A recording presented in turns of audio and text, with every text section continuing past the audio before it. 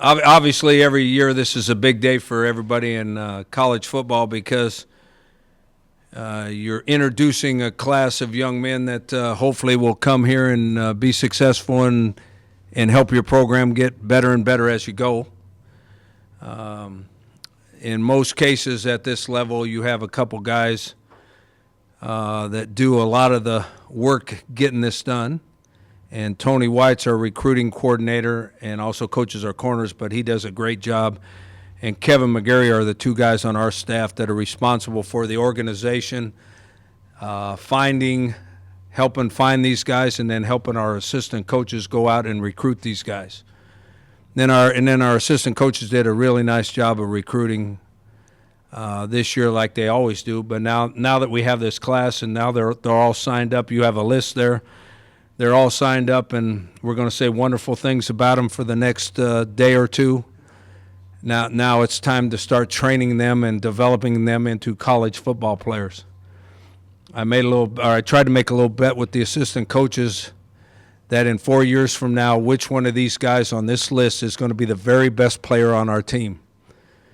And no one would take the bet because there's no telling which one's going to be the best player. There's no telling which ones are going to thrive and which ones are going to struggle with the new speed and size of the competition.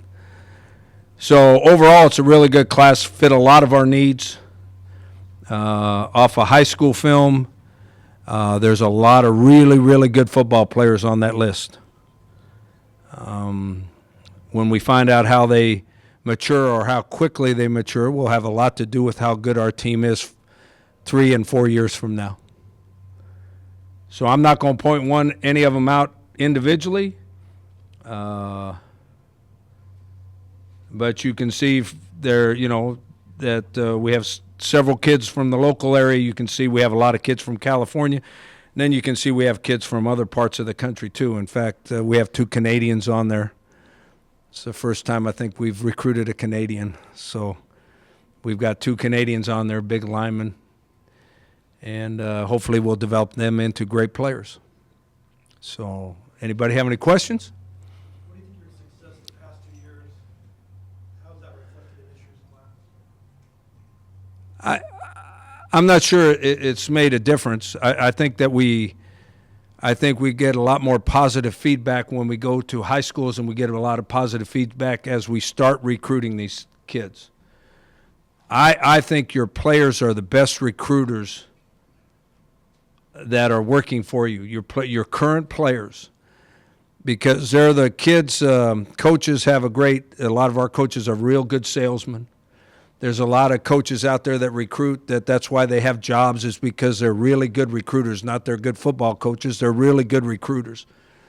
But what really tells you the truth about the program is when those kids visit and you put them with your players. If they fit in with your culture, if they fit in with your players, they have great chance of success. If they don't fit in with your players, they don't usually come here.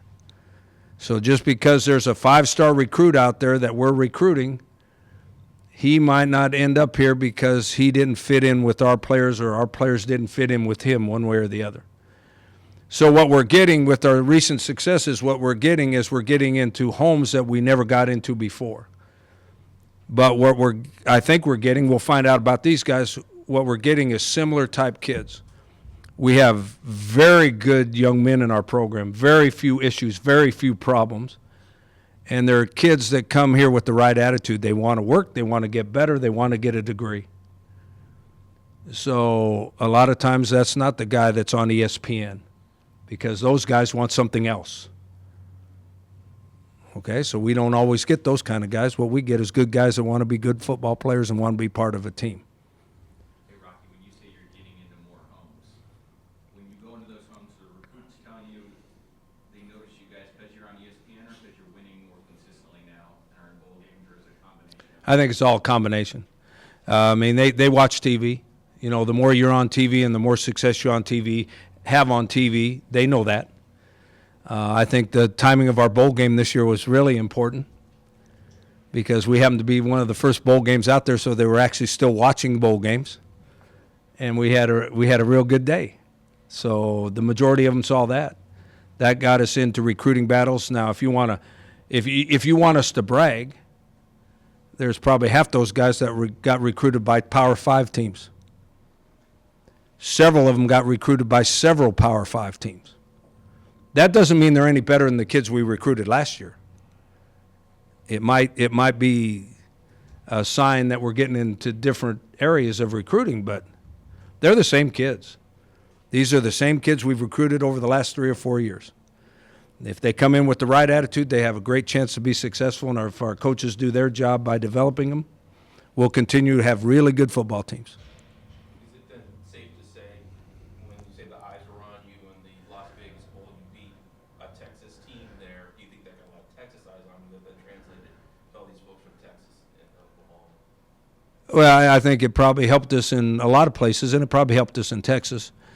But the reason we have a lot of Texans on our team, number one, is because we have 4 coaches on our staff that are Texans, that were born in Texas, grew up in Texas, and they have some connections there, and they have some friends there, and they can really evaluate the talent there, and they also know which kids will fit in here. So coaches are better at recruiting when they're comfortable with their environment. And when they know some of the people that make the decisions, that helps too. Can you talk about this little late surprise you saw with Mark Salazar? When did you guys offer him, and how were you able to pull him away from Fresno? I'm glad you asked that question because I think it's a really good question. We recruited Mark Salazar. We've been recruiting him for the last 9 months. A lot of programs in this country will offer 100 to 150 scholarships when they can only give 25. We have a particular formula on how many kids we'll take by position. We don't offer any more than we have spots for. Okay? So we keep recruiting kids that we have not actually offered a scholarship to because of our system of numbers. We don't want to offer more than we have. So if somebody drops out on us, that opens up a spot. But we've been recruiting Mark. We think he's a really good player. We've been recruiting him for 9 months. And then we just happened to have a scholarship open toward the end of recruiting, and thank goodness he's still coming. He was the guy that changed his decision. Were you guys aware when that letter actually came in? Did he tell you guys, no, I'll probably be coming here a couple days ago or hours? No, I think we knew probably Monday. We were pretty safe on Monday. But we've been surprised before because on Tuesday morning we're told one thing, and on Wednesday morning a kid is signing with someone else. That's happened to us also. Is being like boring kind of a good thing? Because you pretty much kept all the guys you wanted, correct? Did you say that's boring? You know what I mean? Quieter morning, getting in the O's and I's and having suspense or drama. I think it's easier on the stress level for us as coaches. It's much easier on us stress-wise that all the kids that had committed to us stayed with us. I think that's much less stressful. But if you want my opinion, and this is just a guess, I think it goes right to our football program. Our football program is a very, very stable football program. We've been good for a long time. The coaching staff is very stable. We lose very few coaches. The kids in our program are really good kids. They attract kids like them. So it's, I think that we have less likelihood of people jumping from us after they commit than other people do. How much does it help? You talk about winning in bowl games helps in recruiting. What about when you have a guy like Donnell Pumphrey who puts the Aztecs out there as far as the national team as well, just from his play? Does that help as well? I think it helps us get into the recruiting battle with guys. But all you have to do is look at what we do on offense and defense and see where it's easy for us to recruit. It's really easy for us to recruit running backs because of the success our running backs have had over the last 8 years. So obviously they want to be the next Donnell Pumphrey. That's what they want. So it's easy to recruit them. Because of the offense we run, we have pretty good success with tight ends and offensive linemen. Because of the defense we run, we have really good success with DBs and linebackers. Some of it is the system we use, but I'm telling you, the best recruiters here right now are our players. And our players are good about it too. They'll tell you if they don't want that guy around. They'll tell you if that guy doesn't fit in. So they're the best recruiters. When you're recruiting them, how's the discussion go as far as how quickly they're going to make an impact in play, or you say it's most likely they're going to redshirt, or how's that discussion go? The recruiting pitch to every kid is, if you want a red shirt, tell us you want a red shirt. And most of them don't. Most of them want to play. And so then you tell them that they will be given an opportunity to prove that they're in our top 44.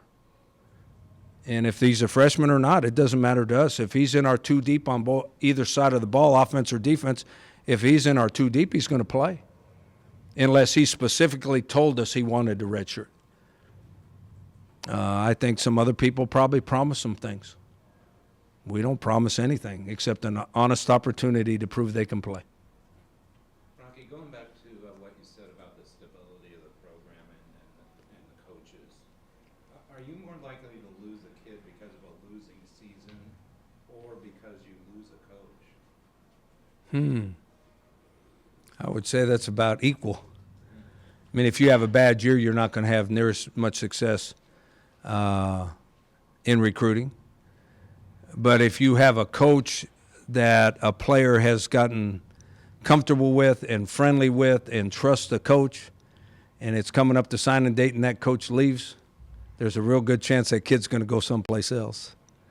Because I think our assistant head coaches, I'm gonna admit this to you, and most head coaches won't. Head coaches have very little to do with who we get in recruiting. Because of rules, we can only see them one time off campus. And then we see them when they're here for the official trip.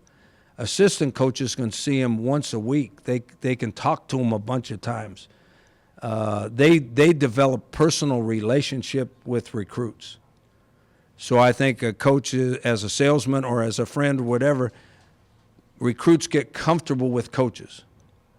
And so if you lost a really good recruiter that had great relationships with the recruit and he left, there's a good chance you're going to lose those recruits too. Rocky, it was at the end of the recruiting cycle that we learned that there are plans to replace Qualcomm with an MLS/San Diego State Stadium seating 30,000 less than Qualcomm. Do you think that the new stadium will have any effect next year for recruiting? I think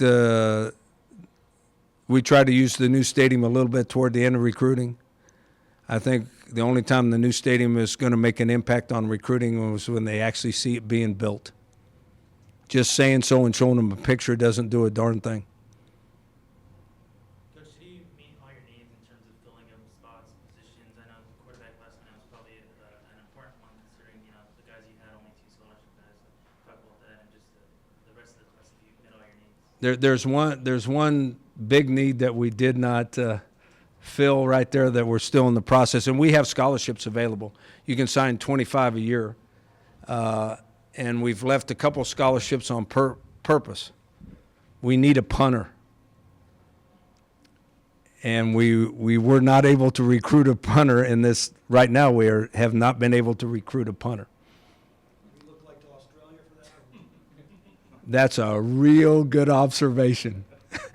If you watch I think it was the ESPN award show on national TV when they had the 3 best punters in the country up there, all 3 of them were Australians. All 3 of them were Australians. And they have I don't know what it's called, an academy type deal down there where they take those guys and they train those guys. Well, we've been on the phone to Australia several times over the last week or so. So there's a good chance that he might come from Australia. Are they better because the ball spins the other way? I don't know why they're better, but right now they're dominating in punting. What's it say about this class if you only have one non-high school player on it? What's it say about the program, where it's at, that you can focus so much on your freshmen? I think there's 2 things that when someone starts recruiting a majority of junior college players to their program, that's either their personality, they like working with older kids, or they're trying to fill holes. In our case, we only recruit junior college players when we need an older, more veteran guy to fill a hole. Okay, what that tells me, since that's our philosophy, what that tells me is we think we have our program in really good shape, senior, junior, sophomore on down. So we'd rather take a freshman and try to fit him into our system and developing him into a better player. Every one of these guys is going to be a better player as a fourth or fifth year senior than a junior college player is in 2 years, because they'll be in our system. That we won't make as many mistakes. They'll be trained to do things the way we do them. They'll just be better players when they're fourth and fifth year seniors. They're just better. Junior college guys is when you have a big hole there and you don't have somebody that's a sophomore or a junior to step into that hole. I say that, and then we have a whole bunch of freshmen and sophomores that better play really good in the offensive line next year or we're in trouble. What did you like out of Dominic Godino?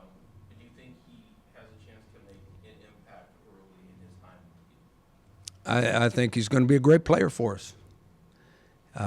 By standards, is a little short, but he's a big, tough, rough guy on the field, and he is a great kid off the field.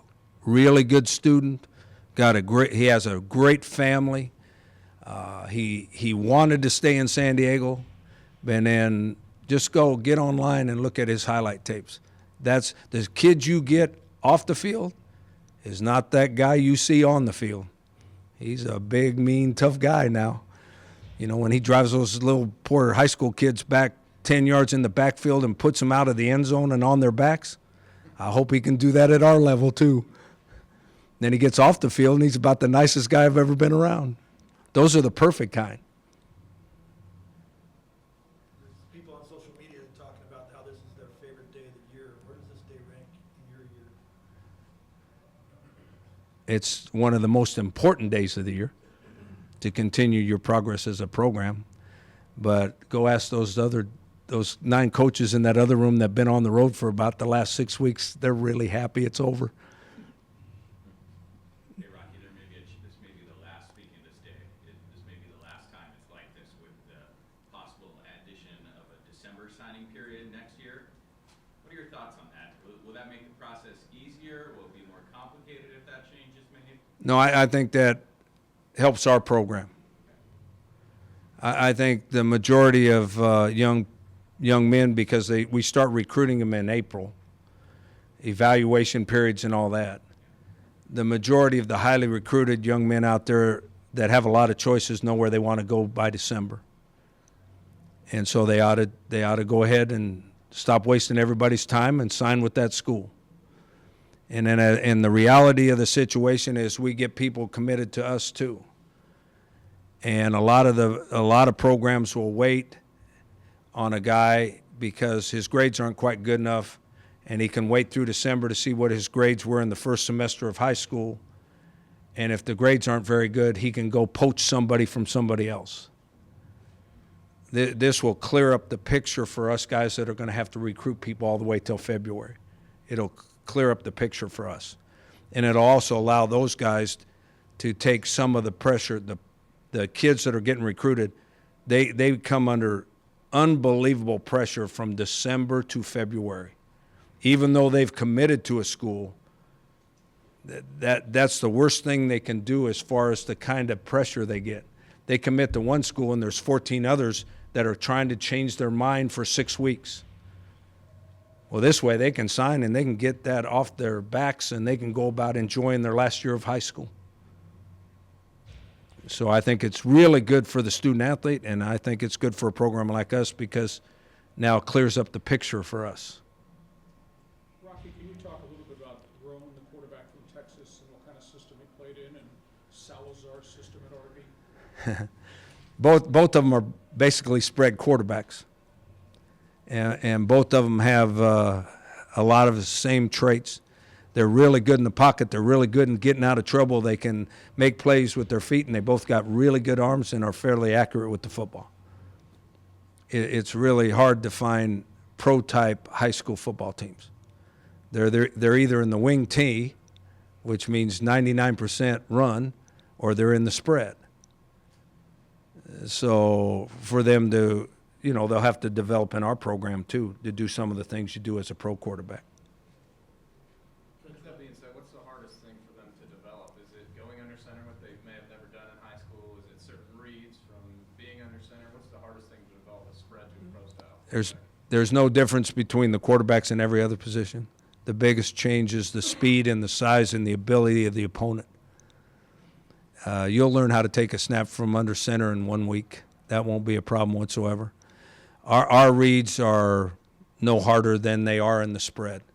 The difference is the guys running the routes are bigger and faster, and so are the guys covering, and so are those guys chasing them around. So that's the biggest, getting used to the difference in speeds, the biggest, especially quarterbacks, but every position, that's the biggest difference. Coach, were there any intentions of looking for a fullback, or are you still in favor of just going the walk-on route, hoping someone? We cannot find any high school fullbacks. Nobody has a fullback anymore. The ones that actually use a fullback type blocker, he's an extra tight end that goes in motion. He's a U-back or whatever people call him. So there are no more fullbacks out there. So we will develop a fullback out of somebody else. Our fullback right now is going to be one of the best fullbacks in the country, like they have been for the last 3 or 4 years. And he came here as a quarterback. And when we first moved him to fullback, he acted like a quarterback trying to play fullback. Go watch, if you want to watch real close, go watch the bowl game, and you tell me if he's a fullback or not now. He is a fullback now, which gives him some opportunities that a lot of people don't get because there's not any fullbacks left. Rocky, I know you'd mentioned earlier that there were schools that made inquiries to other members of your staff during the offseason so far. Nonetheless, everybody's still here. Is this an unusually tight group? I mean, how close are these guys? I think now I'm prejudiced. I think we have as good or better coaching staff than anybody else in the country because we have young and enthusiastic guys and we have old, mature, experienced guys. And we have a combination of the two, and we fit really well together. I don't think anybody would leave our coaching staff unless they're going to get a big raise or they're going to get a promotion to a higher position. They're not going to leave to get the same job someplace else. But the more success you have, the more of those pay raises and the more of those opportunities arise. Like you said, we had 3 guys that got interviewed for other jobs, and they're very qualified for those jobs. They just didn't get the job this time. That doesn't mean it's not going to happen here pretty quick or more often. Coach, with like the defensive recruits, I know in years past you just recruit athletes that you can move around, they can play different positions with tweeners and whatnot. Was that the same case you feel this year, or did you recruit mainly like guys that can play one position, can master it, and will stay with it? Well, we actually recruited a couple older defensive linemen, okay, because we were a little short there. We added, obviously we added some freshman linebackers, but that's normal. And we added what we hope are freshman DBs that can play this year. I actually think at wide receiver and defensive back you can play as a freshman as long as you have enough ability and enough confidence in your own ability. These guys all have enough ability. The DBs all have enough ability to play as freshmen. And we're gonna need some of them to play as freshmen. So, we took a couple older guys in the D line because we needed some older, more experienced guys. You also have 2 guys, Randy Riggs and McGee, who are whether or not they're going to return next year, still waiting for that. Did that affect your recruiting or? Yeah, they're still waiting. The appeals are in. They're still waiting. Our feeling as a program is that Naeem will not get it and Randy Ricks will. That's our feeling. Yeah. But no impact on recruiting, because you're expecting it, so you just recruit based off that. Yeah, we didn't base those guys into our recruiting. Rocky, do you watch the fax machine yourself, and do you know how to use the fax machine? Well, that's a funny thing. I know exactly how to use a fax machine, but we don't hardly use a fax machine anymore. Can I help? I mean, no, most of it's by email now. And actually, you can DocuSign. And we tried that with one of our guys that came in midterm, and it got all messed up, so we didn't do DocuSign. But we did do email. Now, we did have like 3 came over the fax machine, too. Yeah. So I know how to use a fax machine. I'm not sure I could have sent a letter email, though. I'd have given it to Patsy and asked her to do it. Rocky, have you had any transfer out who won't be back? We haven't had anybody transfer out. We had 2 seniors that could have played next year, okay, that are going to graduate in May and decided to move on to the next their next career. And it was their choice totally. Chase Favreau and Kalen Montgomery. Rocky, you've said usually linemen don't play their true freshman year. You've also said that nobody is a redshirt for sure. They're going to get a chance. Now, I've noticed you have 3 freshman linemen who are at least 300 pounds. And one of your rationales is they grow a few pounds during their true freshman year. Are you going to give these guys a chance? You're going to put them on the scout team for when the actual starters have to play 300-pound opponents? Or No, all freshmen will be given a chance. They'll be given a chance, too. In the first couple weeks of training camp, they'll be given a chance to prove that they're either first team or second team. After about 2 weeks of training camp, if they're not considered first or second string, they go to the scout team. And we have some young guys ahead of them, too. We're losing 4 seniors in the offensive line. We have 1 starter coming back. Now we have, and I'm going to say this, but the young guys that are going to replace those guys are bigger, they're stronger, they're more athletic than the 4 seniors we lost. But they have not hardly played in a college football game. So somewhere along the road, they're going to be better than what we played with last year. I hope it's before halfway through the season, because they won't be as good at the beginning of the year. They won't. They just won't be that good. In fact, it might be embarrassing the first couple games. But eventually, they're going to be really, really good. That's the difference between us and pros. If we really wanted to and we had enough money, we'd go buy a bunch of veteran offensive linemen and you wouldn't know the difference. Coach, one of the unique kids in the class is Laji Bagayoka. He's already in school. Could you tell kind of, or if you know his story, his background in Canada and all that, Bill? Yeah, he finished high school football in L.A., but he's French. In fact, on his trip, he had his brother with him, and when he wasn't talking to us, they were talking in French. We have no idea what they were saying. But he's a young guy with very little experience that has a lot of upsides, big, strong guy. He's already here. He's been through several workouts and hung in there pretty good. So, you know, Being an early enrollee, though, was that? that's because he came to the high school in L.A. with a lot of credits that counted toward graduation, so he graduated early. Are you looking at, because you haven't done that in recent years, are you looking to do that in upcoming years, especially if like there's early signing period on that? We did that with him because he was a special case. I would much rather a freshman not come midterm. Even if they've got enough to graduate, enough credits to graduate, I would recommend they stay in high school for the last semester of their high school career. I don't know about you, Ruben, but that was maybe the best time I've ever had in my life, the last semester of my senior year in high school. And I'd hate to see them miss out on that. The kids in Canada, do they play 12-man football, 3 downs like the CFL, or is it normal? Depends on which province you're in. See, I actually have some experience with this. Most of them that actually play in high school play by American rules, okay? But they have junior football also up there, and junior football is the same age as high school guys. So they can play on a high school team and a junior team. Well, the junior team, which they kind of use as a minor league system for the CFL, the junior teams, they play Canadian rules. Okay, so they play both, basically. If they're a guy playing on both the junior team and the high school team, they play both styles. There's some colleges that play, when they play each other, they play 12-man football. When they go play a team in the States, they play 11-man football.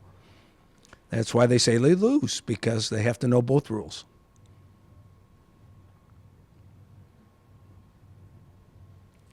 Anything else? There's not a lot of head coaches in the country would have known that too, by the way. I want you. Yes, sir. Thank you.